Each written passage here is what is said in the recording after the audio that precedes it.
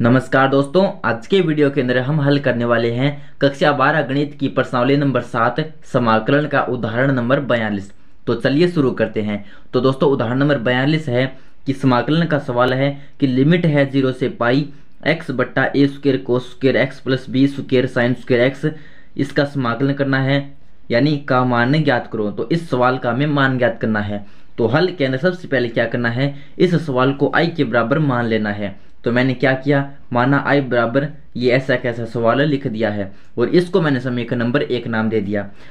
अब आई बराबर हो गया। अब दोस्तों हम एक नियम जानते हैं फलन इस समाकलन वाले के अंदर कि चूंकि हम एक नियम जानते हैं कि लिमिट ए से बी फलन एफ एक्स, यहाँ पर कोई फलन है और इसका एक्स के सापेक्ष समाकलन है।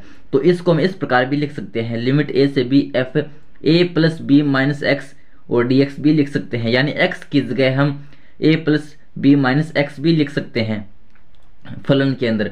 अगर इस प्रकार का सवाल हो तो ये होता है समाकलन का एक नियम होता है।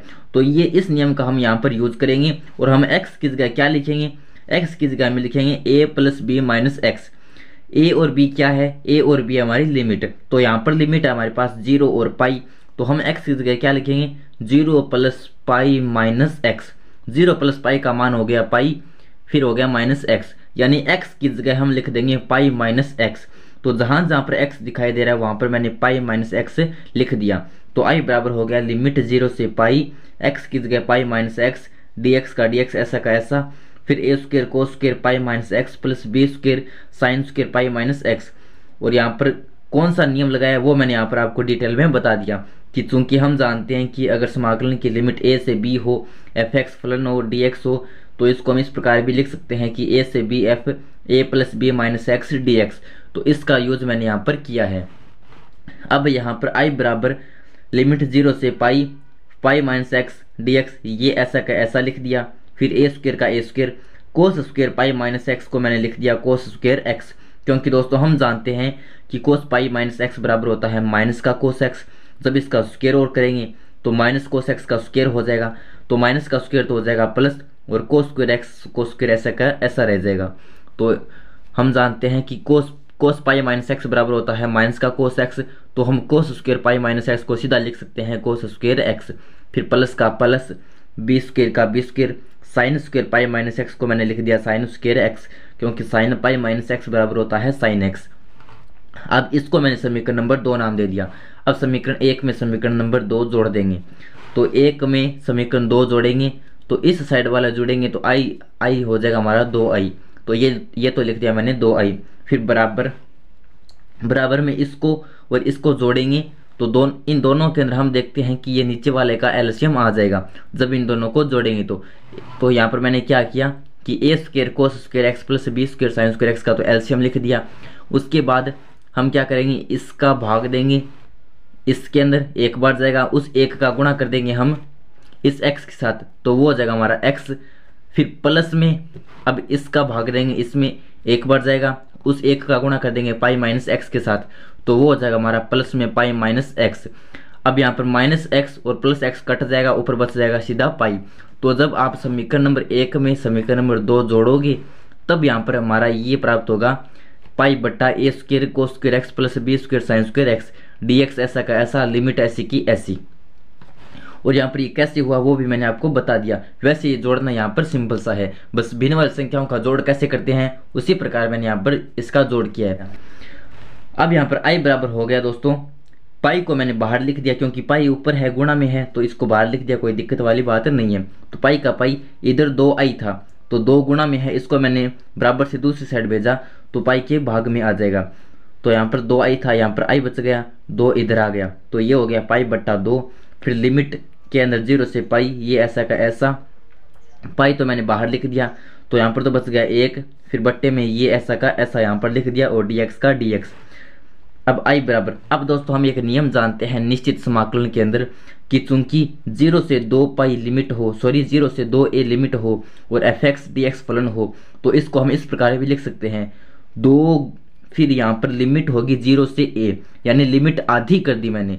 यहाँ पर 0 से 2a थी तो यहाँ पर लिमिट आधी कर दी और यहाँ पर गुणा में 2 लगा दिया और एफ एक्स dx लिख सकते हैं। और ये कब लिख सकते हैं कि यदि f2a माइनस एक्स बराबर वापस fx आ जाए, यानी वापस फलन आ जाए, यानी फलन के अंदर हम ऊपर वाली लिमिट रखकर फिर माइनस एक्स करें, तो यहाँ पर वापस फलन आ जाना चाहिए। और जब आप इस सवाल के अंदर आप देखोगे, जब इसके अंदर आप x की जगह आप पाई माइनस एक्स रखोगे, तो हम जानते हैं कि कोस square pi minus x direct कोस स्क्वायर एक्स होगा, और sign square pi minus x direct sine square x होगा, जो हम पहले पढ़ चुके हैं। यानी इस सवाल के अंदर जब हम ये नियम लागू करेंगे f2a माइनस एक्स बराबर, तो ये डायरेक्ट वापस वही फलन आ जाएगा, हमारा fx वाला वही फलन आ जाएगा जो पहले था।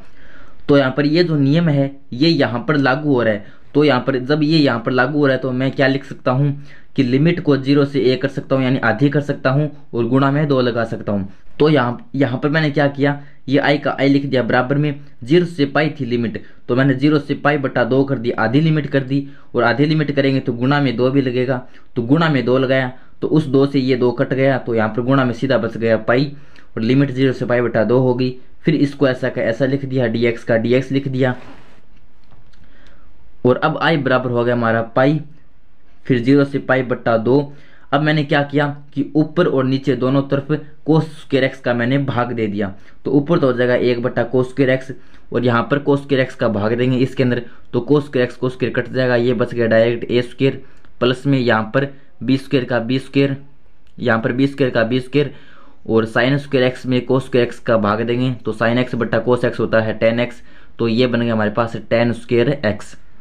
अब i बराबर हो गया पाई का पाई, 0 से पाई बटा 2, 1 बटा कोस स्क्वायर एक्स होता है sec स्क्वायर एक्स, फिर a स्क्वायर का a स्क्वायर प्लस का plus b square tan square x.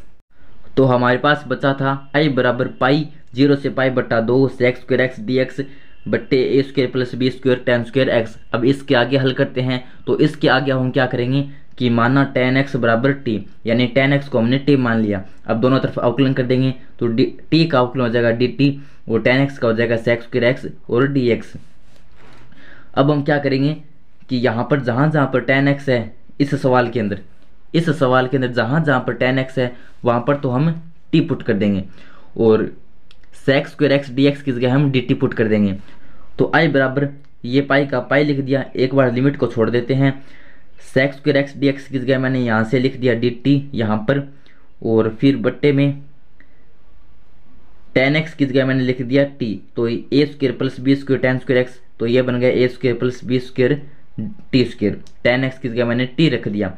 अब दोस्तों बात आती है लिमिट की, तो जब हमने x को t में बदला तो इसकी लिमिट भी t में होनी चाहिए। तो यहाँ पर लिमिट को मैंने यहाँ पर t में कैसे बदला, तो जब x बराबर पाई बट्टा 2 थी लिमिट, यहाँ पर x बराबर x वाले पद के अंदर पाई बट्टा 2 थी लिमिट, तो t बराबर कितनी हो जाएगी, अनंत हो जाएगी। t बराबर अनंत कैसे होगी, जब इसके अंदर हम x की जगह पाई बट्टा 2 रखेंगे तो tan पाई बट्टा 2 का मान कितना आता है, अनंत ही आता है, तो t का मान हो गया अनंत।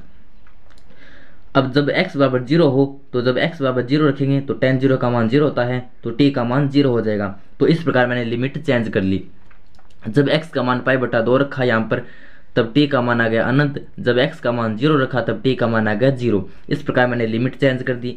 तो पूरे पद x वाले पद को मैंने यहाँ पर t के अंदर चेंज कर दिया, साथ में लिमिट भी चेंज करनी है, ये आपको स्पेशली ध्यान रखना है, क्योंकि कभी कभी क्या होता है कि हम t के अंदर चेंज कर देते हैं लेकिन लिमिट वापस वही लगा देते हैं जो x के अंदर थी। तो यहाँ पर आपको ध्यान में रखना है कि ये लिमिट भी आपको चेंज करनी है। चेंज कैसे करेंगे तो वो मैंने आपको बता दिया। अब ये क्या होगा, अब ये i का i, फिर पाई का पाई। अब यहाँ नीचे वाली संख्याओं से मैंने क्या किया, b स्क्वायर कॉमन ले लिया, तो ये बन गया पाई बटा b स्क्वायर, लिमिट 0 से अनंत, ऊपर 1 का 1 dt का dt। यहाँ पर b स्क्वायर कॉमन लिया तो इसके भाग में b लग गया, तो a स्क्वायर बटा b स्क्वायर को मैंने लिख दिया a बटा b का स्क्वायर, प्लस में यहाँ से b स्क्वायर तो बाहर कॉमन आ गया, तो यहाँ पर बच गया t स्क्वायर।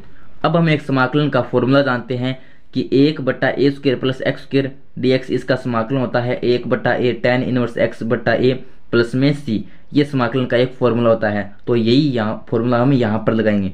तो हम क्या करेंगे कि इस पूरे को a मान लेते हैं, इसको x मान लेते हैं, तो ये बन गया a 1 बट्टा a square plus x square. इसका समाकलन क्या होगा, तो इसका समाकलन हो जाएगा 1 बट्टा a, यानी 1 बट्टा a, एक ही जगह हमारे पास a बट्टा b, तो जब 1 के बट्टे में a बट्टा b लगाएंगे तो b तो ऊपर चला जाएगा, तो यहाँ पर आ गया हमारा b बट्टा a, फिर tan इनवर्स का tan इनवर्स x की जगह यहाँ पर t है तो t का t बट्टा में a, तो यहाँ पर ए की जगह हमारा ये पूरा ए बट्टा बी, तो टी के बट्टा में ए बट्टा बी लगाएंगे तो बी तो ऊपर चला जाएगा, ए नीचे रह जाएगा, तो यह आएगा टी बी बट्टा ए, और लिमिट रहेगी हमारे 0 से अनंत, ये की ये लिमिट यहाँ पर लगा दी। अब आई बराबर पाई बट्टा बी स्क्वायर। अब यहाँ पर क्या करेंगे, सबसे पहले इस सवाल के अंदर जहाँ जहाँ पर टी है वहाँ पर अनंत रख देंगे, फिर माइनस का निशान लगाकर जहाँ जहाँ पर टी है वहाँ पर 0 रख देंगे, यानी लिमिटों को रख देंगे। पहले अनंत वाली लिमिट रखेंगे, फिर 0 वाली लिमिट रखेंगे। तो सबसे पहले तो मैंने यहाँ पर इसके अंदर टी की जगह अनंत वाली लिमिट रखी, तो अनंत को किसी भी संख्या से गुणा करने पर अनंत आएगा, तो tan इनवर्स अनंत, हम जानते हैं कि tan 90 यानी tan पाई बट्टा 2 का मान होता है अनंत, तो tan इनवर्स अनंत का मान हो जाएगा पाई बट्टा 2। तो इसको मैंने लिख दिया b बट्टा ए गुणा पाई बट्टा 2, फिर माइनस का निशान लगाकर अब 0 वाली लिमिट रख देंगे, तो b बट्टा ए का b बट्टा ए, इसकी जगह 0 लिमिट रखेंगे t की जगह, तो tan इनवर्स 0, हम जानते हैं कि tan 0 का मान 0 होता है, तो tan इनवर्स 0 का मान भी 0 हो जाएगा, तो यहाँ पर रख देंगे 0। अब ये तो टोटल 0 हो गया, ये बच गया हमारे पास आई बराबर पाई बट्टा बी का स्क्वायर गुणा पाई बी बट्टा 2a। अब यहाँ पर क्या होगा, पाई पाई गुणा होकर ये हो जाएगा पाई स्क्वायर, और इस b से ये b कट जाएगा तो बटे में बच जाएगा 2ab। तो इस प्रकार ये आ गया हमारा आंसर। अब आपको इतना नहीं छोड़ना है क्योंकि सवाल के अंदर आई तो कहीं पर था नहीं, आई तो मैंने माना था, तो अब आपको अंत में लिखना है कि अतः 0 से पाई एक्स बट्टा ए स्क्वायर को square x plus b square sine square x d x का मान पाई स्क्वायर बट्टा 2ab होगा। तो इस प्रकार ये था हमारा सवाल। अगर वीडियो पसंद आए तो वीडियो को लाइक कर दीजिए और चैनल को सब्सक्राइब कर दीजिए। धन्यवाद। Thanks for watching.